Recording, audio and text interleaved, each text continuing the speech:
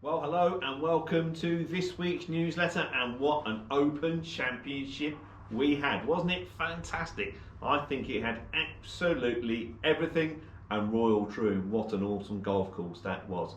We had windy weather, we had wet weather, we had cold weather, we had good weather, and the scores reflected that through the week, and every aspect of the player's game was tested to the max, wasn't it? You had to score low, you had to try and keep the ball in play, you had to try and keep the ball low. It was incredible, a great test of golf, and we had a worthy champion golfer in the year in Xander Schauffele. Wasn't he very, very amazing all week? He just hung around that leaderboard, and then when it counted on the back nine on Sunday, he shot 31 to win it by 2 shots from Justin Rose, who was absolutely amazing. Justin Rose actually probably played the best golf in the whole tournament. I know he didn't win, but that's because he was on the wrong side of the draw. He was on the side of the draw with Rory McIlroy, Ludwig Aberg, and a few of the other big names. Bryson DeChambeau, if you played, I think it was late on Thursday and early morning on Friday, you had the worst of the conditions. All the good scores came from those that started late on Thursday. Started early on Thursday and played late on Friday. I think it was that way around, I can't quite remember. But certainly there were 2 halves to the draw, and those that kind of got the lucky half with the better weather, those are the ones that featured on the leaderboard. Apart from Justin Rose, who played in the hardest conditions and still managed to finish second. And he didn't put a foot wrong, did he, on that Sunday? I was so disappointed he didn't win, but he just couldn't get those putts to drop at that crucial time. And Xander Schauffele, well, yeah, just came into his own, didn't he? And started holding those big pressure putts. Made a great 3 on 11, didn't he? Hit a shot out the rough to 3 foot, and then from there the tide turned in his favour, and he proved the world-class player that he is. And it's amazing how easy it is to win that second major after you won a month or so ago, wasn't it? He won the PGA a couple of months ago, and then he backed it up to win the Open. So once that pressure's off, once you got one in the bag for the season, he's playing with the host's money almost, isn't he? Yeah, and he just cruised through to win. Justin Rose shared second place with Billy Horschel. That was good to see him. He's always a good stalwart of the European Tour. Always comes over here and plays in the DP World Tour. Won the PGA Championship at the BMW PGA at Wentworth before, isn't he? So it's good to see him finished second as well. And then we had Tristan Lawrence, who, South African lad, came from nowhere really, played really well on that last day, didn't he? Just kind of missed a few putts at the end. And then Russell Henley had a good score on the final day as well to finish 5th. It was awesome. Scotty Scheffler putter went cold, didn't it? He was ball striking, was phenomenal as always, although his tee shot on 18 on the last day was a bit ropey, wasn't it? Did you see that? Tried to hit it, play a little low stinner and sort of smothered it 150 yards off the tee into all the rubbish. But his ball striking was phenomenal, but his putting is still not quite right. And he had a 4-putt, I think, on the 9th green on the last day that took him out of contention. But yes, the likes of Rory McIlroy, the Bryson DeChambeau, yes, they got the wrong side of the draw, but also they're not very good at hitting the ball low. They're very good at hitting the golf ball hard. That's why they hit the ball so long, obviously.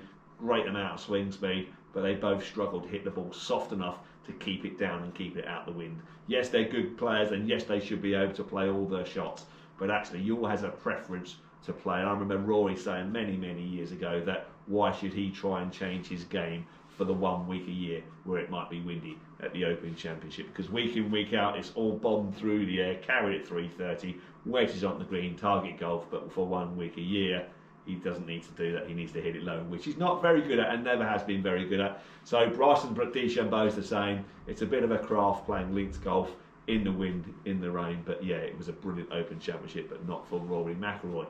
In our sweepstake, well, there was one lucky man indeed who had first and second. Scott Watson had Xander Schauffele and Justin Rose. What a jammy donut, but well done, Scott. So he's picked up an awful lot of money onto his account. I can't even work it out, to be honest, but yeah, well done, Scott. He had Xander and Justin Rose first and second. Tony Wren had Billy Horschel, so well done, Tony. You got £70 onto your account. Bob Picton had Tristan Lawrence, so he got £40 onto his account, and Paul Tooley got Russell Henley, who got £20 onto his account. Tony Palmer had Dan Brown. What a great job he did, didn't he? Hanging around the leaderboard all week. He had the lowest round of the day on the first day. He got £20 onto his account. I think he finished in the top 10 in the end, Dan Brown, didn't he? Just let it go towards the end but he did really well for all his inexperience to hang around that leaderboard for most of the week. And round 2, there were several players who had the lowest round. So Justin Rose, Scott Watson, Billy Hawshaw and Tony Wren, Jason Day and Scott Watson again, oh my goodness, Patrick Cantley and Ben Wolnoff, Georgie Compillo and Mark O'Neill, Gary Woodland and Ray Pope all got £3.33 onto their Pro Shop accounts. The third day, Sam Burns and Tristan Lawrence both had 65s. So Kev Shaw and Bob Picton got £10 each onto their account. They went out dead early, didn't they? Saturday was a great day. Saturday was what the Open was all about. The weather was lovely in the morning, low scores. They shot 65. Then Saturday evening when the leaders went out, Shane Lowry in particular, oh my goodness, how bad was the weather there. It just goes to show what the weather does to their golf balls, even for the great players themselves. They had 470-yard par 4s there, which normally for them would be driver 8 irons, 9 irons. They couldn't even get to the green in 2. Driver 3 was. So it just goes to show how much that weather, the temperature, the rain and the wind has that effect on the golf ball. I don't need to tell you that, do I? Because we experience it out there all winter, don't we? But it's just amazing to see those best players as well do the same things that we do when we're struggling for distance in the cold, in the wet and the rain. But yeah, Shane Lowry, he fell apart on the Saturday afternoon, tried to get it going on the Sunday, but it didn't work for him, did it? Okay. And then on the last day, well, Xander Schauffele had the best round of the day, 65, to win the Open Championship, and Scott Watson got another £20 onto his Pro Shop account. So I think Scott's got like almost over £200 onto his Pro Shop account.